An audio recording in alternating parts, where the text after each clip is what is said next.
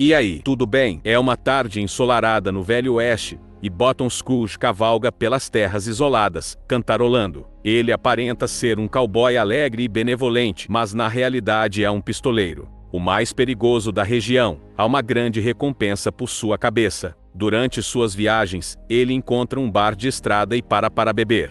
No entanto, o bar me recusa vender o uísque para ele, pois é uma bebida proibida, permitida apenas para foras da lei. Boston tenta explicar que não deveria ser julgado pela sua aparência limpa e comportada. No entanto, ele também é um fora da lei. Ninguém ali acredita nele, e um cowboy até tenta expulsá-lo, mas não foi uma boa ideia subestimar o inimigo. Boston é incrivelmente rápido, sacou sua arma em um segundo e atirou no cowboy e, em seguida, em todos os outros bandidos por ali, incluindo o Beman. Boston decide viajar um pouco mais até chegar em Frenchmange, uma cidade que nunca visitou antes. Sua primeira parada é o salão local, onde ele deve deixar todas as suas armas na porta, para cumprir uma política de não ter armas de fogo por ali.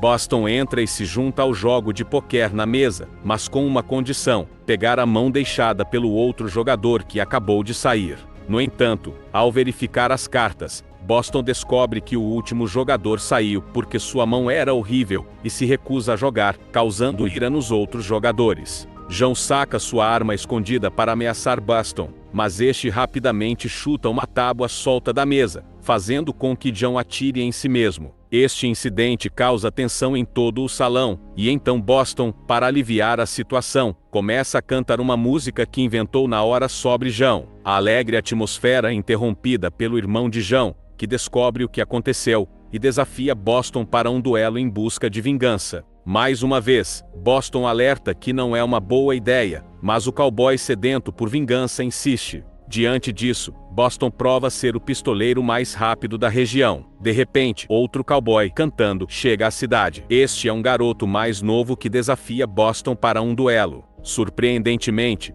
esse encontro é ainda mais rápido do que o último, pois desta vez Boston é quem sucumbe, finalmente encontrando alguém mais rápido do que ele. Enquanto sua alma deixa o reino mortal, a cidade fica em silêncio, absorvendo a reviravolta inesperada. No Novo México, um jovem cowboy encontra um banco isolado. Ao perceber que o xerife demorava meses para aparecer, ele tenta roubá-lo. O caixa do banco finge colaborar, abaixando-se para pegar o dinheiro. Mas, na verdade, ele está se movendo para sacar suas armas escondidas, usando o ato de se abaixar como uma distração antes de fugir. O cowboy consegue desviar dos tiros, e não perde tempo para recolher todo o dinheiro do caixa. No entanto, assim que ele sai correndo, o caixa abre fogo contra ele, forçando-o a se esconder atrás de um poço com seu cavalo. Mas seus esforços são inúteis. O caixa do banco cobriu seu corpo com panelas e frigideiras, o que o ajudou contra as balas. Graças a essa proteção extra,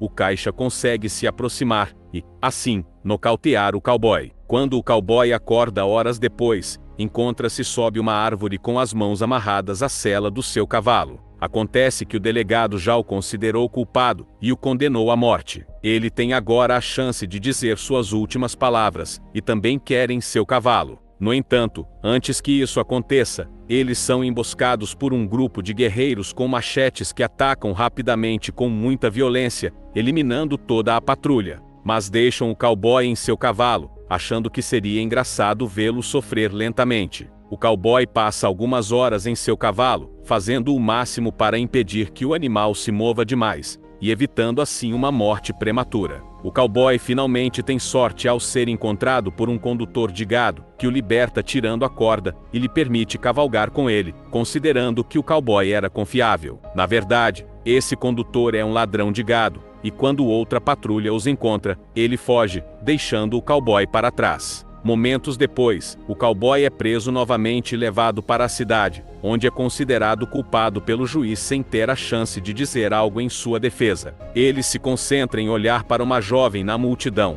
fazendo com que a última coisa que veja antes de morrer seja o rosto daquela linda garota. Assim, a morte chega para o cowboy Harrison, um jovem sem braços ou pernas, mas com uma voz muito bonita, que ele utiliza para recitar clássicos de Shakespeare, Lincoln, entre outros. O vagão em que viaja se torna um palco sempre que param em uma cidade, e enquanto Helesen recita seus clássicos, o empresário coleta o dinheiro da audiência e é responsável por alimentar Helesen, aplicar sua maquiagem e ajudá-lo nas necessidades diárias. No entanto, é uma vida muito triste e frustrante. O empresário não conhece verdadeiramente Helesen. O empresário recebe apenas algumas moedas quando visitam casas de má reputação. Ele não paga uma garota para entreter Helesen. Em vez disso, o deixa no mesmo quarto, virado de costas, enquanto se diverte. Isso significa que Helesen ainda tem que ouvir. Viajam por cidades remotas nas montanhas, onde as audiências estão menos interessadas em seu pequeno espetáculo, até que um dia, ele não ganha nenhuma moeda. Certa noite, o empresário percebe uma multidão em um vagão diferente, que tem a atenção de todos, e a multidão está torcendo por uma galinha. A galinha consegue realizar contas básicas de matemática, bicando o resultado correto nos números pintados. Isso chama muita atenção. Vendo a oportunidade, o empresário decide comprar a galinha por um preço muito alto, e cuida dela melhor do que cuidava de Helesen, o que começa a preocupar o jovem. No dia seguinte, numa manhã fria de inverno, o empresário para o vagão perto de uma ponte e testa a profundidade do rio que corre por baixo, jogando uma grande pedra na água. Os resultados são exatamente o que ele precisava. Momentos depois, o empresário está de volta à estrada, tendo apenas a galinha como passageira no vagão, pois Helesen foi jogado no rio, já que não estava mais sendo lucrativo para o empresário. No verão, há um rio de águas calmas descendo uma montanha que chega a um vale muito bonito e próspero.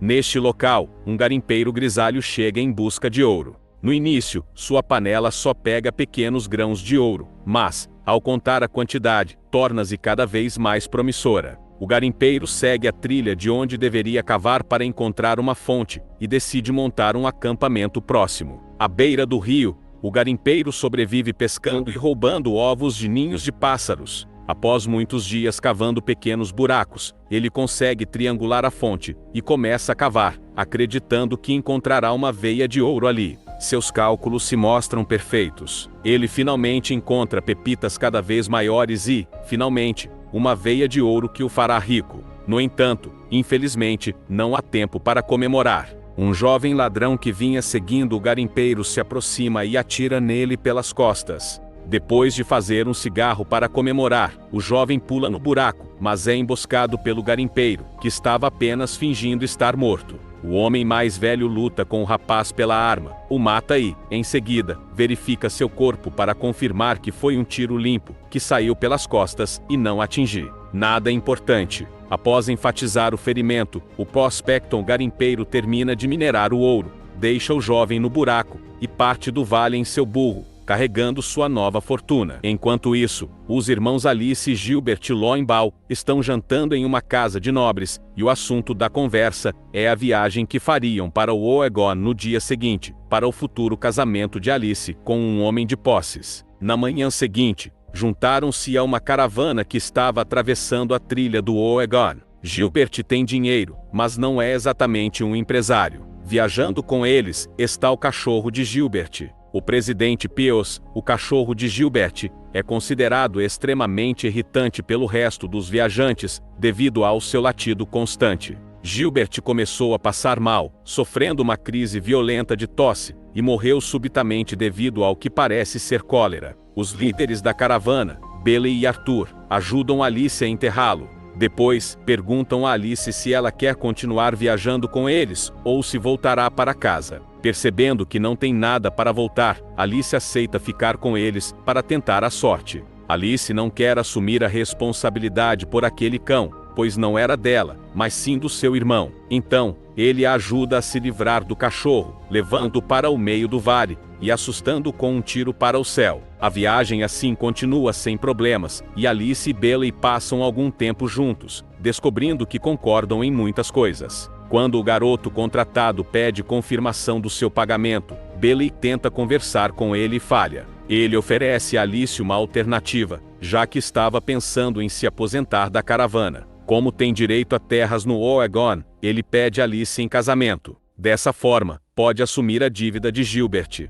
Alice fica bastante chocada ao ouvir isso, mas ela também gosta de Bailey e aceita a sua proposta. Alguns dias depois, Arthur se preocupa com pegadas frescas encontradas na área e verifica seus viajantes. Descobre que Alice está desaparecida. Acontece que ela ouviu o presidente Pius por perto e foi vê-lo latindo para algumas marmotas, deixando a caravana mais longe do que percebeu. Arthur a encontra e tenta trazê-la de volta o mais rápido possível. Mas, infelizmente, eles não são rápidos o suficiente e são emboscados por um grupo de nativos americanos. Como ele tem duas armas, Arthur usa uma para se defender e a outra para Alice, explicando que ela deve desistir se ele for morto, pois a morte é preferível a ser capturada por nativos. Arthur é, na verdade, um atirador bastante habilidoso e consegue afastar os nativos com tiros precisos. No entanto, quando ele pensa que tudo acabou, um guerreiro o surpreende e o faz cair com um golpe rápido,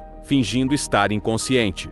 O nativo americano se aproxima e Arthur atira nele, matando-o de surpresa. Em seguida, ele vai verificar Alice para descobrir a pior notícia. Ela também pensou que ele estava morto e usou o revólver exatamente como ele havia instruído. Arthur começa a voltar para a caravana junto com o presidente Pius, enquanto se pergunta o que vai contar para Bailey, pois seu recente amor acabou morrendo. Agora, em uma estrada diferente, 5 pessoas viajam em uma diligência para o Forte Morgan. Durante a maioria da viagem, Tigpe explica que ele e seu parceiro Klaas frequentemente viajam por essa rota, enquanto transportam carga. Há algo no teto da diligência, mas sem especificar o que é. A conversa entre os viajantes, o caçador de peles começa a falar sobre seu relacionamento passado com uma mulher indígena, mesmo que eles não pudessem se comunicar na mesma língua. Segundo ele, a mulher tinha suas necessidades. Lady Badan, uma cristã devota,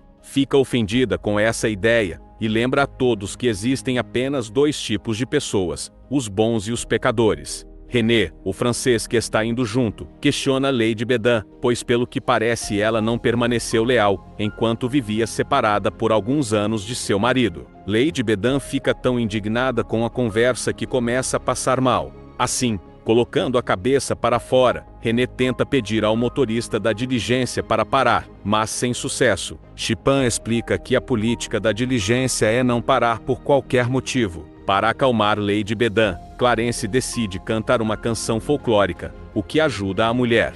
Curioso sobre esses homens misteriosos, Tripen revela que são caçadores de recompensas. Sua parceria infalível funciona assim. Trip distrai o alvo com histórias, enquanto Clown rapidamente o abate. Ouvir isso obviamente deixa os outros 3 passageiros desconfortáveis, agora temendo o que os aguarda. Quando a diligência chega ao Forte Morgan, Tripen e Clown pegam sua carga, que acaba por ser um corpo, e entram no hotel onde todos estão hospedados. René, Lady Badan e o caçador de peles demoram mais para desembarcar, sentindo-se cautelosos e assustados. No entanto, eventualmente, eles entram no hotel, e René fecha a porta atrás deles, depois de assistir a diligência partir, percebendo que não haverá uma saída se precisarem. Terminando assim a balada de Bottom Squad, Contos de Faroeste de 2018 da Netflix. Eu espero você no próximo vídeo. Esse foi o Zerando Filmes. Valeu, é nóis, fui.